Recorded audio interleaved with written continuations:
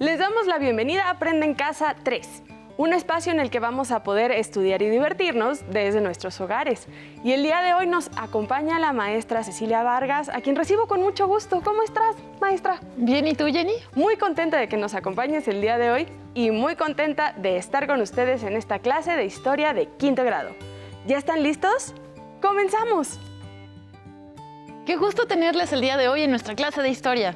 En esta ocasión hablaremos de la solidaridad que México ha demostrado hacia los pueblos en conflicto, concentrándonos en el apoyo que le brindó México a los exiliados españoles durante la Guerra Civil Española. Y para introducirnos en este tema, me gustaría mostrarles una carta que nos mandó una de nuestras alumnas del interior de la República. ¿Te parece si la leemos, Jenny? Me parece perfecto. A mí me encanta cuando nuestros estudiantes nos mandan cartitas o videos. Sí, es bien lindo. La carta dice así. Hola, maestra. Quiero decirte que me gustan mucho tus clases y aprendo mucho sobre la historia de mi país. Siempre tomo notas y en las noches platico con mi familia sobre todo lo que aprendo. Pero tengo una gran duda. ¿Qué pasó con los niños que llegaron desde España durante la Guerra Civil y que se les conoció como los niños de Morelia? Recuerdo que mencionaste este tema, pero me gustaría saber más. Ojalá puedas responderme. Me pregunto mucho qué habrá pasado con ellos. Te mando un gran beso y un abrazo. Laura. Laura, muchísimas gracias por tu carta. Y déjame decirte que tu pregunta es muy interesante, ¿eh? Me da mucho gusto que te llame la atención este tema. Y espero que a más de tus compañeros y compañeras en todo el país también se les despierte el interés por conocer un poco más sobre esta historia. Hizo una muy buena pregunta. A mí no se me había ocurrido. Pero también quisiera saber qué fue lo que pasó con esos niños. Pues antes de entrar de lleno en este tema, vamos a ver si nuestras alumnas y alumnos allá en casa lo recuerdan. ¿Recuerdan quiénes eran los niños de Morelia? Demos un momento para que lo recordemos. ¿Están listos? Según recuerdo, se trataba de un grupo de niños y niñas que salieron de España por la Guerra Civil y que fueron recibidos en un colegio de Morelia. Y desde entonces se les conoció como los niños de Morelia. ¡Qué buena memoria, Jenny! ¡Sí! Espero que todos nuestros estudiantes también lo recuerden. Para contestar la pregunta de Laura sobre los niños de Morelia y lo que pasó con ellos después de que llegaron a México, primero debemos acordarnos de cuáles eran las condiciones que existían en España y que les obligaron justamente a abandonar su país. En una de nuestras clases mencionamos que se debía a la Guerra Civil, que era por lo que pasaba España en este momento. Correcto. Como hemos mencionado en las clases anteriores, entre las décadas de 1920 y 1930, como consecuencia de la enorme crisis económica, social y política por la que atravesaba el mundo después de la Primera Guerra Mundial, en algunos países europeos, las ideologías ultranacionalistas y totalitarias empezaron a ganar cada vez más seguidores. Un ejemplo de esto fue precisamente España, que atravesaba una grave situación de escasez de alimentos, pobreza y un ambiente de gran inestabilidad social, ¿no, maestra? Precisamente. Políticamente, el pueblo español estaba muy polarizado. Es decir, las posturas políticas se planteaban en términos radicales que dejaban muy poco espacio para negociar o encontrar terrenos en común. De hecho, en 1934, poco antes de la Guerra Civil, se desencadenaron serios levantamientos en Cataluña y Asturias en contra del gobierno de derecha que gobernaba España en ese entonces. Y estos levantamientos fueron reprimidos.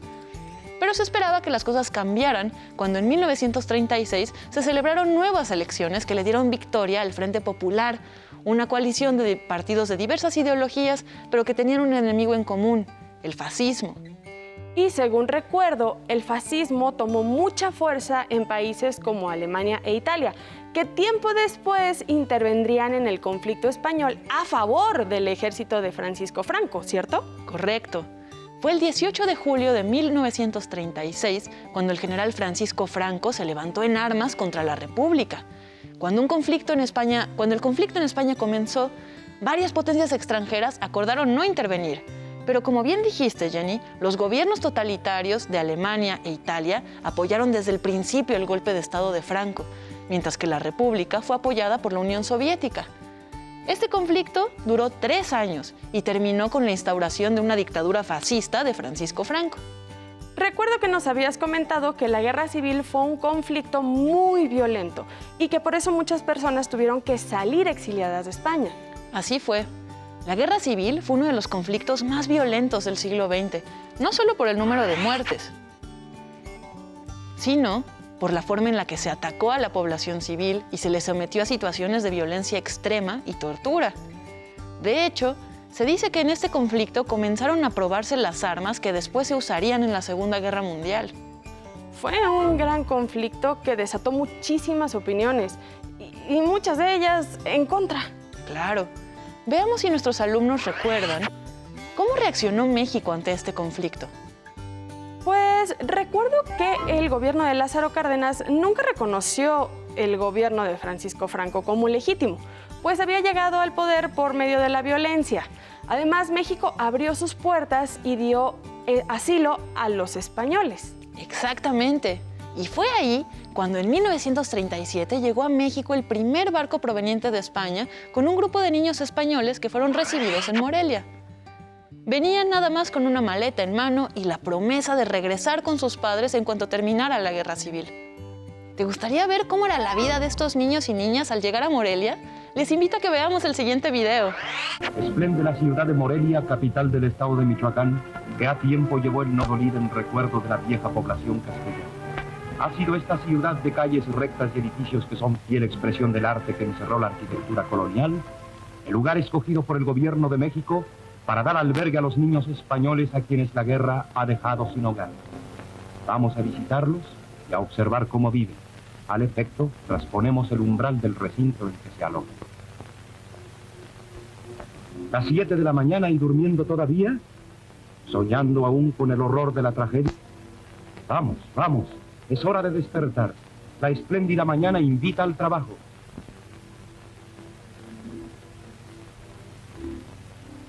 ¿Qué causa pena abandonar la cama? Seguramente. Pero un leve esfuerzo, un desperezo y a sonreír al sol que se asoma. La chiquitina no opina lo mismo, pero no tiene remedio. Hay que levantarse. Bien, muy bien. ¿Y los varoncitos se habrán levantado ya? También, claro. Arriba, arriba todos.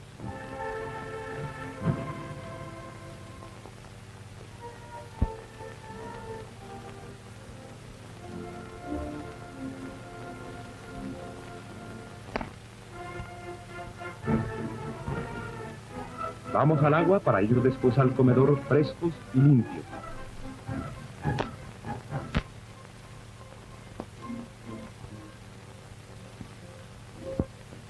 Y las niñas no se quedan atrás.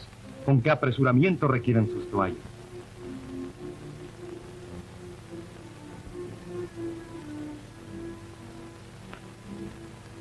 ¿Por qué ese lloro, chiquitina? Mira a tus compañeras. Qué sabrosa está el agua, ¿verdad?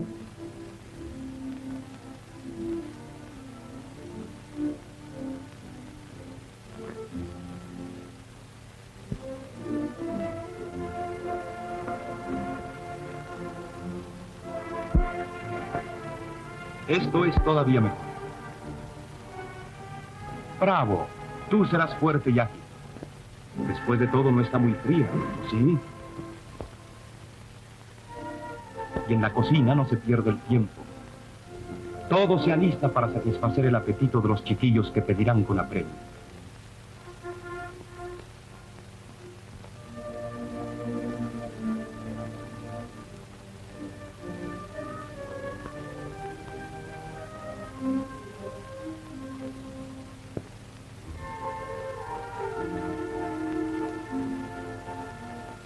Ahora al comedor.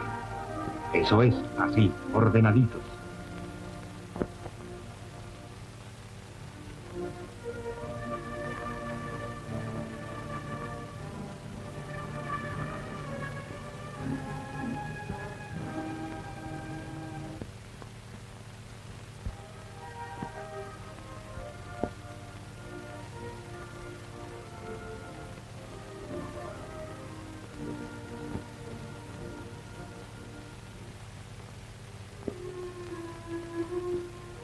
¿Ustedes gustan?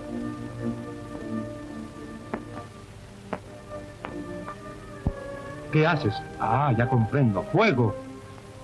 Diste en el blanco. Pero te han visto, con los ojos reprochan tu proceder. Te arrepientes, ¿verdad?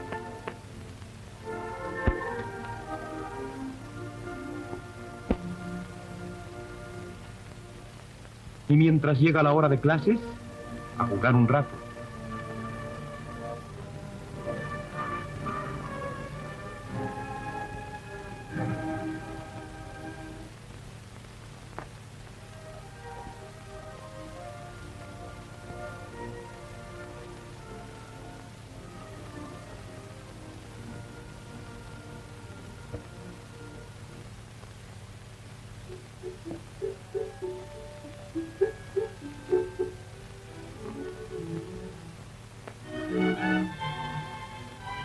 Bien, muy bien.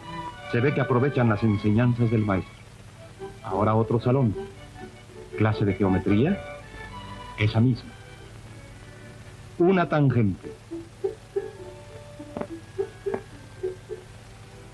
¿Han visto? ¿Qué te pasa? Una muela.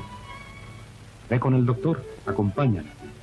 Para que esto no suceda, es conveniente asearse los dientes después de haber tomado los alimentos.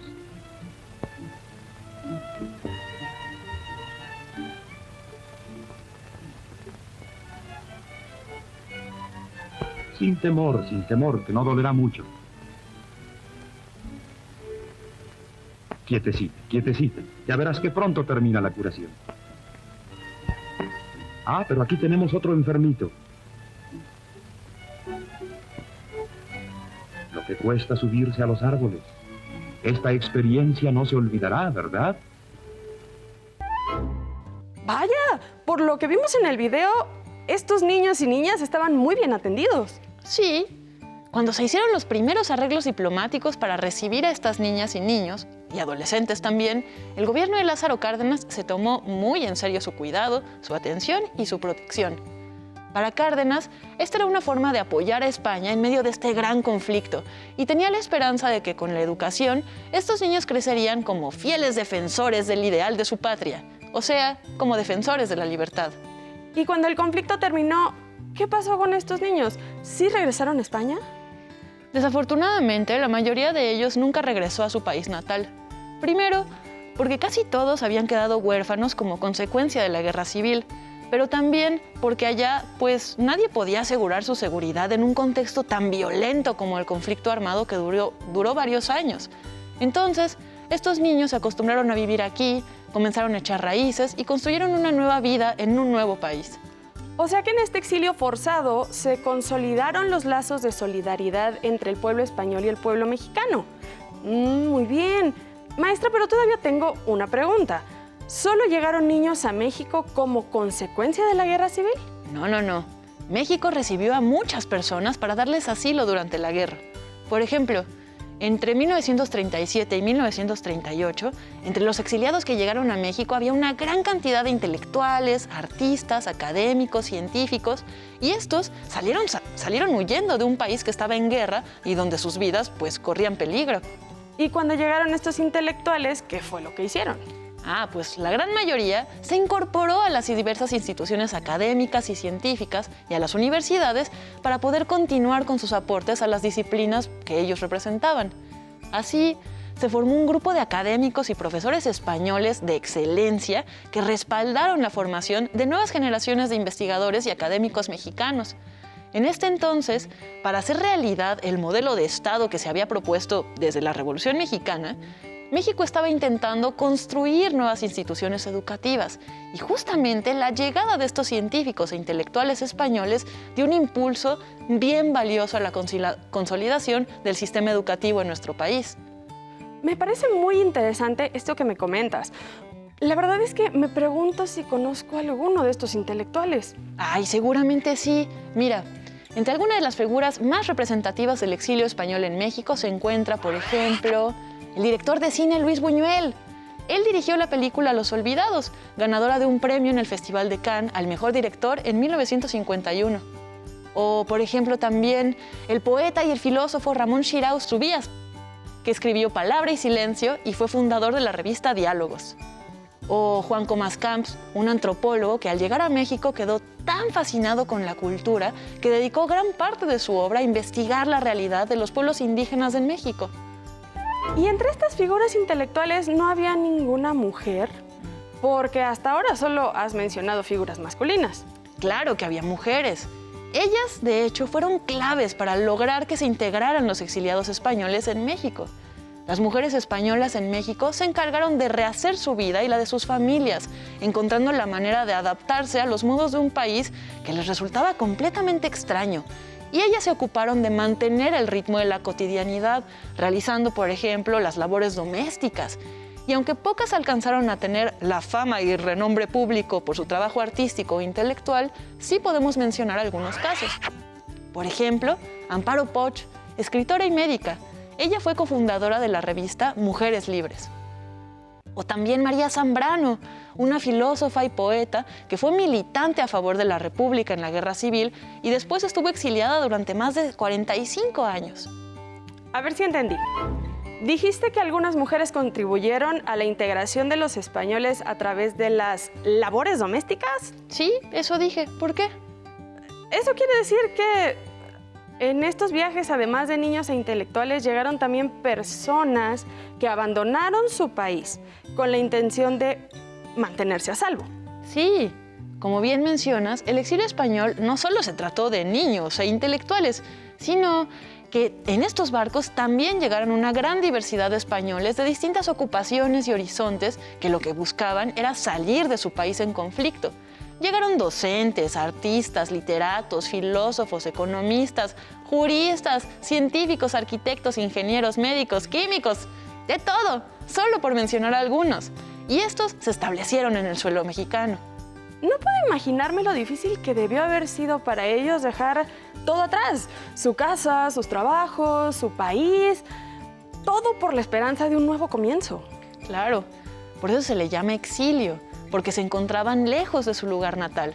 En este caso, por motivos políticos que les impedían regresar debido a la amenaza de cárcel o de muerte. ¿Y estas personas decidieron quedarse en México a vivir? Sí, muchas de ellas así lo decidieron. Otras, una vez que las condiciones en España fueron las adecuadas, decidieron regresar. Y otros más decidieron emigrar a otros países, como Venezuela o Estados Unidos. Sin embargo, la gran mayoría sí decidió quedarse, pues sus hijos también eran mexicanos. Me gustaría mostrarles un video en donde algunos descendientes de los exiliados españoles nos cuentan cómo fue que llegaron sus familiares a México durante el exilio y qué les hizo quedarse aquí, en nuestro país. ¿Me acompañan a verlo? Entre los 25,000 españoles que formaron el exilio republicano, no solo llegaron a México intelectuales, profesionales, artistas y científicos. En su mayoría eran trabajadores del campo, lo mismo que trabajadores de la fábrica y el taller, que introdujeron nuevos cultivos o mejoraron los existentes, que aportaron mejores técnicas de trabajo o practicaron oficios novedosos, y que se fundieron con el país y su gente. Mi familia son españoles por los dos lados. Mis abuelos maternos, ellos vinieron en el exilio, vinieron al acabar la Guerra Civil Española, y los dos, ¿no? Eran Vicente Ridaura Álvarez y Cecilia Sanz. Y es en su luna de miel cuando estalla la Guerra Civil. Mi familia paterna viene de España, de un lugar que se llama Suera, pueblito en la provincia de Zaragoza, España, y llegaron en el 39, en junio del 39, en el barco Sinaya. Llegan 6, viene mi abuelo Francisco Sanz Casabona, mi abuela Gregoria Bienzobás Villar, o de Sanz, 3 hijos, Fermín, Francisco y Elena, que son Sanz Bienzobás, y un hermano de mi abuelo, que es Víctor Sanz Casabona. Mis abuelos y mi madre son de Asturias. Mi abuela nació en Gijón y mi abuelo en Villaviciosa, en Asturias, y mi mamá en Gijón. Y ya, bueno, con la guerra se tuvieron que marchar de España. Entonces, bueno, ellos vienen a México en el 39 y ya se establecen aquí en Veracruz.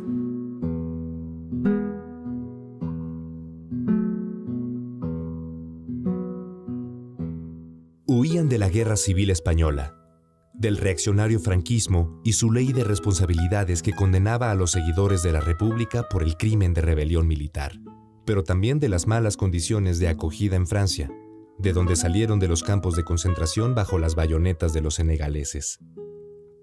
Sinaya, Mexic, Ipanema, Orinoco, Flandre y Niassa son los nombres de los barcos que significaron la salvación para unos 25,000 españoles republicanos. Durante la travesía del Sinaya por el Atlántico, en el periódico que se editaba a bordo podía leerse: circulan píldoras contra el mareo. También deberían circular píldoras contra la nostalgia. Ni las condiciones sufridas deben ser ya motivo para continuarlas imaginativamente, sufriendo, ni todo aquello que hubimos de abandonar debe amontonarse lacrimoso ante nosotros para entorpecer nuestra marcha. Durante las 3 semanas de travesía, incómoda y perturbadora, el nombre del barco se reprodujo. Nació un nuevo pasajero, una niña que se llamaría Susana Sinaya Caparrós Cruz. Algunos pensaron que era por unos meses, que regresarían al país que nacieron, con sus seres queridos. Pero no sucedió. Se quedarían en una nueva nación, que los acogió en los momentos más complicados. Ellos fueron los españoles que entre 1939 y 1942 constituyeron el exilio español republicano en México. Veracruz, puerta o puerto de libertad. El exilio español es una historia de México y España. Una historia singular, pródiga en júbilos de gratitud, en esperanzas de vida, en cantos de libertad. Historia de nostalgias, de aportaciones y de ausencias. No se me ocurre una condena más terrible para cualquier ser humano que abandonar a la fuerza a tu gente, a tus amigos, a tu familia. Abandonar el paisaje en el que has crecido. Abandonar tu profesión, tus objetos, tus costumbres. Abandonar, en muchos casos, tu propia lengua, toda tu identidad. Por eso la deuda de España con México no puede ser pagada, porque en ese pedante terrible que fue el exilio, México recibió a decenas de miles que huían de su país.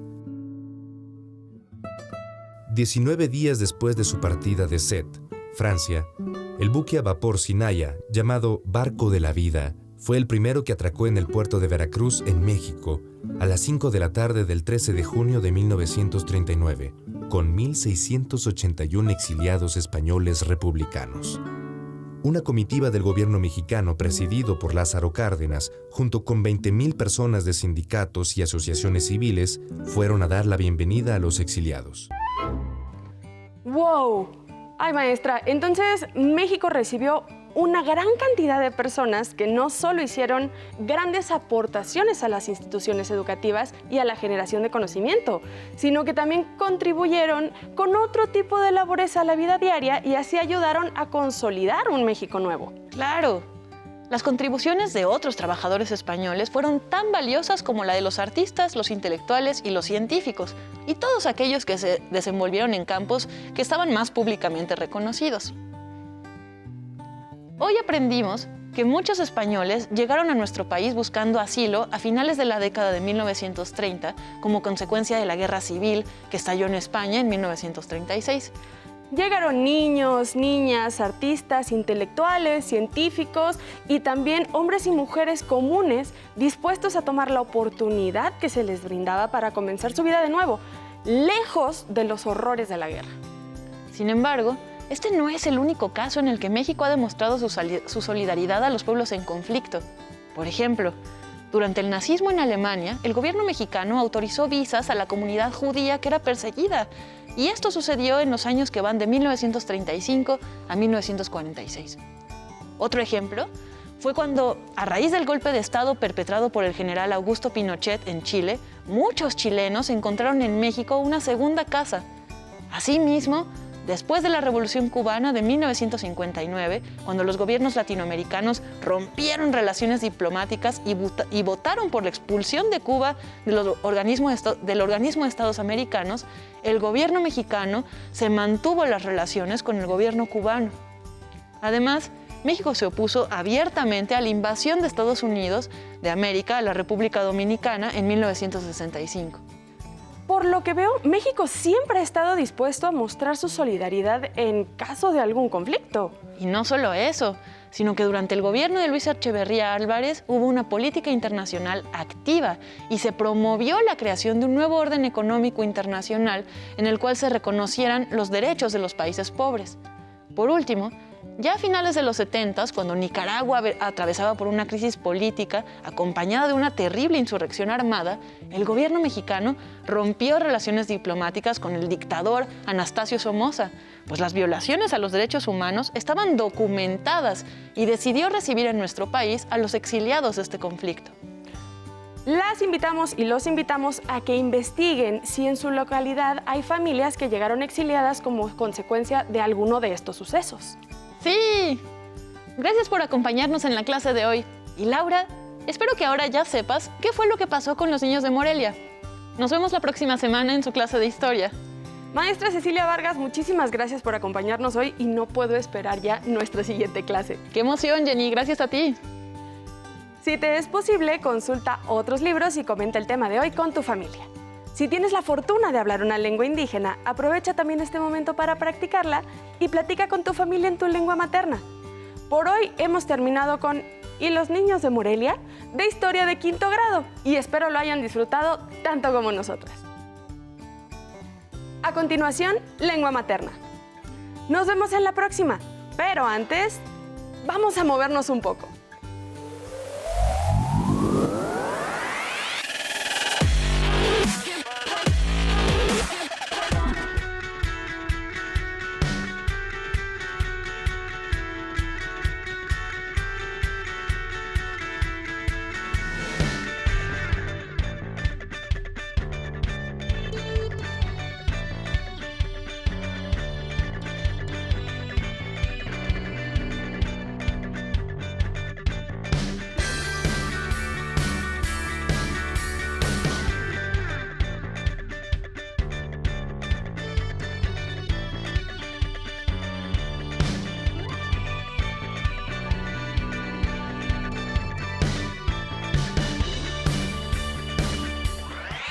Si no tienes el libro de texto o necesitas ayuda para responder las preguntas, contáctanos.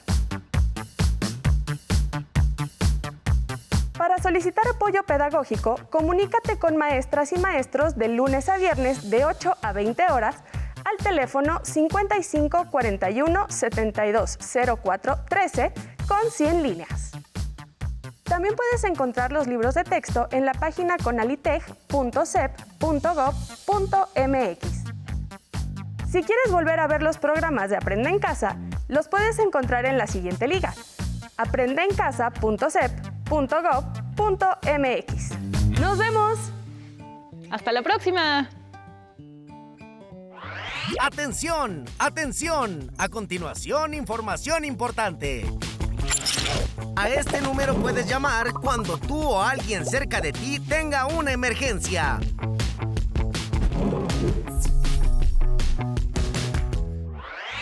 Todavía me acuerdo la primera vez que vi germinar una plantita y en mi cabeza solo podía pensar qué tenía que pasar en él para que pudiera crecer. En mi casa todo empezó con un juego, con mi pequeño microscopio. A veces mezclando cosas en el baño y explorando todo lo que me encontraba a mi paso. En mi familia no era tan común que alguna mujer estudiara profesionalmente alguna ciencia y nunca faltó el familiar que me dijera: ¿por qué estudias eso? Nadie se va a querer casar contigo. Decidí estudiar ingeniería bioquímica porque me ayudó a entender cómo funcionaban los seres vivos, pero también empezó mi camino para descubrir soluciones que nadie más había encontrado. Hace unos años, innovamos en el mundo de la nanotecnología, creando una nueva molécula capaz de matar virus, ayudando a acabar con una crisis de ébola. La vida te va a poner miles de retos. Está en ti seguir tus sueños, innovar y crear esperanzas y, sobre todo, dejar tu nombre marcado en la historia.